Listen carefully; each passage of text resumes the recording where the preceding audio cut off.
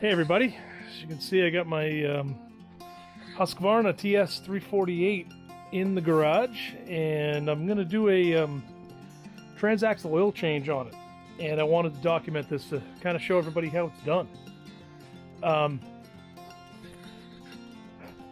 Start with the actual oil that I'm going to be putting in it. So I bought this. This is the kind of official Tuff Torque branded fluid. I've heard that you can use JSO-MA like motorcycle oil, in a 5W50 or a 10W50, as well as some people say use regular motor oil in it. Given that there's some conflicting information there, I decided best course of action, safest course of action, buy what they recommend and put it in and be done with it. So that's what I'm going to do.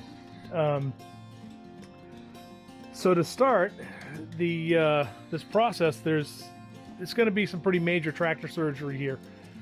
I need to get down here underneath the gas tank to get at the fill ports for this. So everything has to come off, including the seat. This whole bottom pan needs to come off, and to get the bottom pan off, I'm going to need to remove the steering wheel and all of that stuff there as well. So this is going to be a pretty involved deal. Now I have about a little over 50 hours on this tractor now, and according to the Husqvarna owner's manual, they recommend never changing it. They say it's filled for life and you never have to touch it. I personally don't agree with that, and Tuff Torque, the manufacturer of the axle, recommends 50 hours and then every 200 after that. So I use this tractor for more than just mowing my lawn. I mean, it gets used pretty heavily around my house, and I don't want the axle to experience any issues at all. So I feel like maintaining it is the way to go. The tractor I had prior to this had a different brand of axle in it, but it lasted me 21 years. So if I get 21 years out of this, I'd be a pretty happy camper. So, so enough of discussing at least the what I'm doing here, and I'll get into actually starting to break down the unit and go from there. So I'm not going to go through each and every little step here. I don't feel like it's necessary. I'll just kind of blast my way through that. To remove all this stuff, it's I don't know if there's a book out there or not on it. I am just going to pull it apart, and then once I have access to the top of the transaxle, I'll be able to jack it up, put a pan under it, and and then actually drain the oil and put the new oil in. So I'm going to get working.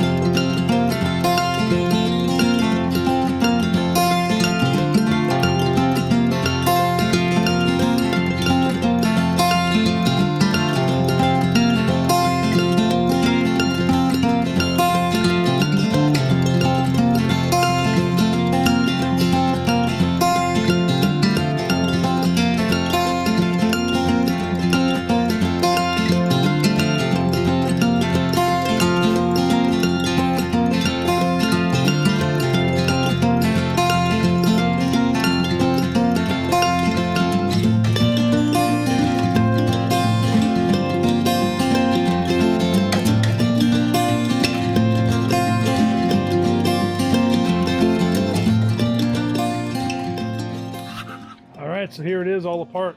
As you can see, it's a lot of a lot of things that need to come off this to get it to happen.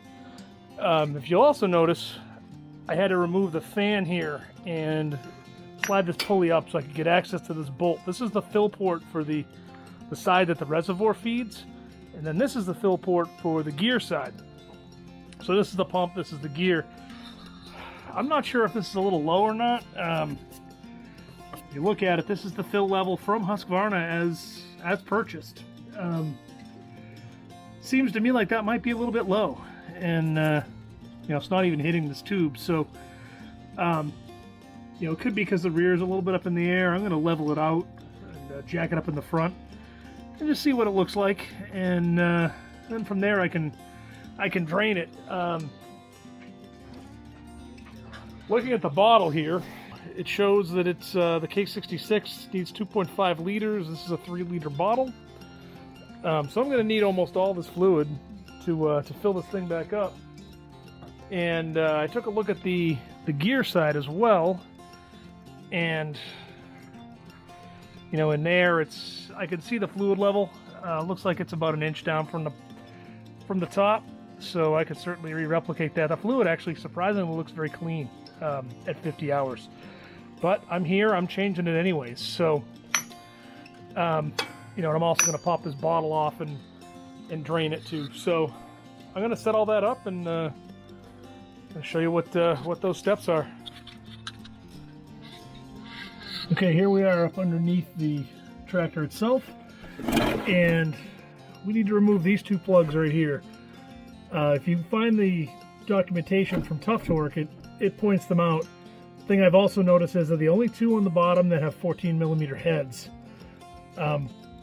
Just one thing to note, this tractor has been an interesting mix of SAE and metric fasteners, so make sure you have both available if you decide to tackle this. So I'm just going to snap these loose.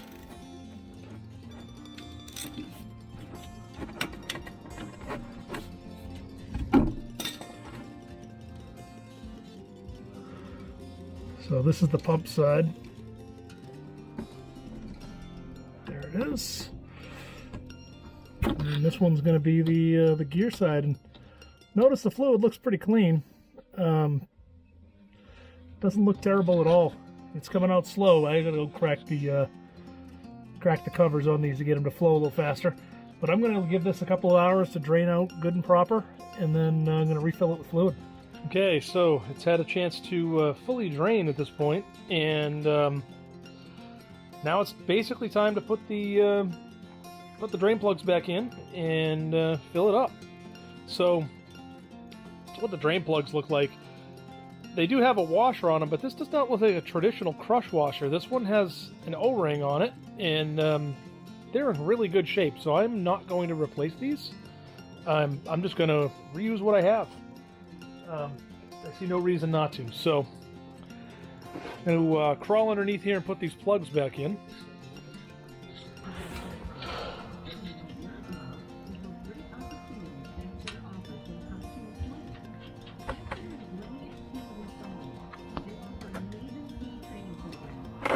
There's one. Here's the other.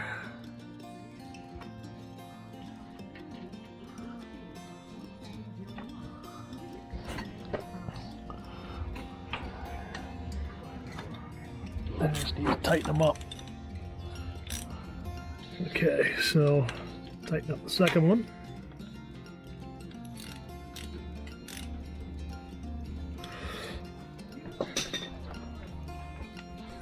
Okay, I'm going to take a little parts cleaner here and just spritz this off so it doesn't have a bunch of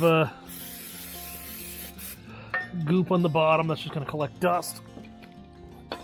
All right, now it's time to fill it. I'm going to start with the gear side and take a clean funnel here and put it in.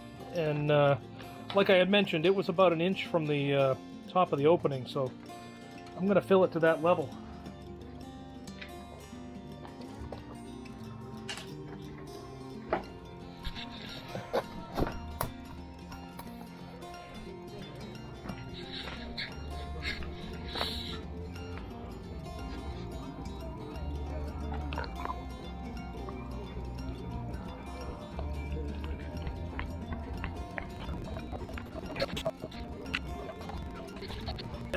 Alright, so there it is, and it's a little overfilled. I'm going to take a little out of that, but I'm going to let it settle for a little while first.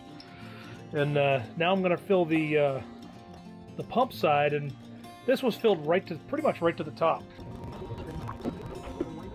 Oh, there it is, I overflowed it.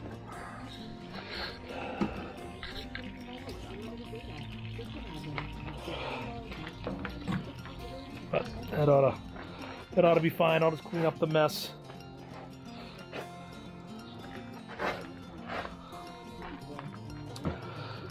So from here, I need to put the bottle back on and then fill it to the appropriate level. One thing I noticed, if you notice the bottle here, the actual tube that goes into the motor is not, or into the transaxle, this guy is not attached to the bottle. It actually has a kind of a suction pickup on it. So this is not designed to be full. I checked with the documentation from Tuff Torque, and they recommend it be filled to about this level, which is right where it was. So I've marked this.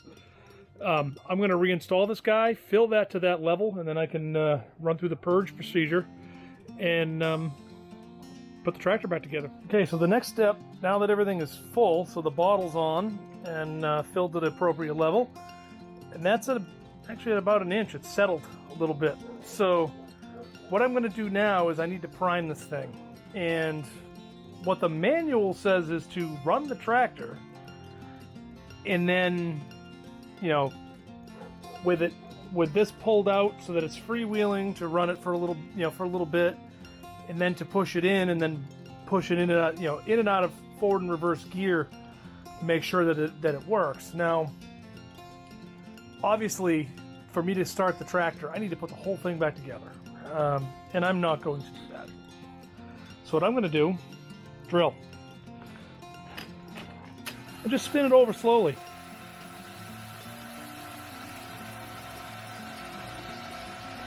So right now I have the freewheel lever pulled out, and I'm just going to kind of spin it over here. Now I'm going to push the freewheel lever in. Now one thing you'll notice, I don't have the belt hooked up here because I have to take the brake off to actually be able to spin this thing in gear. And it's gotten a little harder. Let me take it out of gear. Take the emergency brake off. That way I could put it in gear.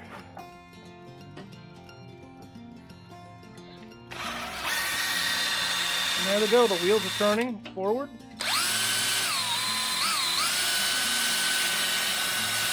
And reverse seems to be working just fine. So I think we're good. I think all the air's purged out of it.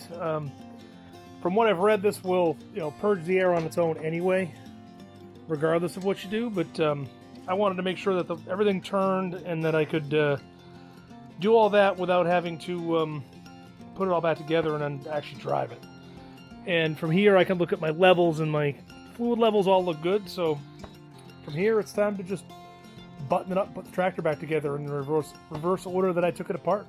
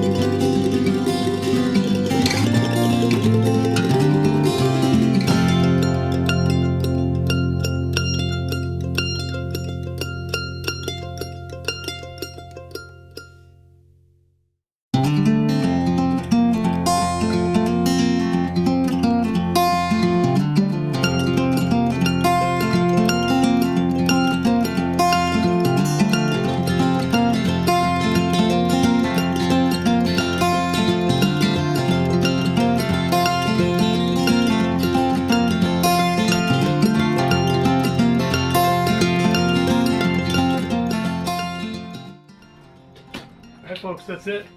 Done. Transmission oil's been changed. It's all put back together. All told, I've got probably, I don't know, 2.5 hours into this, not including the drain time. At the absolute most, I think it took me about 45 minutes or so to take it apart, about the same to put it back together. So, not too complicated if you have good tools and a good workshop to work in. It's not a hard job to do at all. So, that's it. Thanks for watching. If you have any questions, feel free to let me know.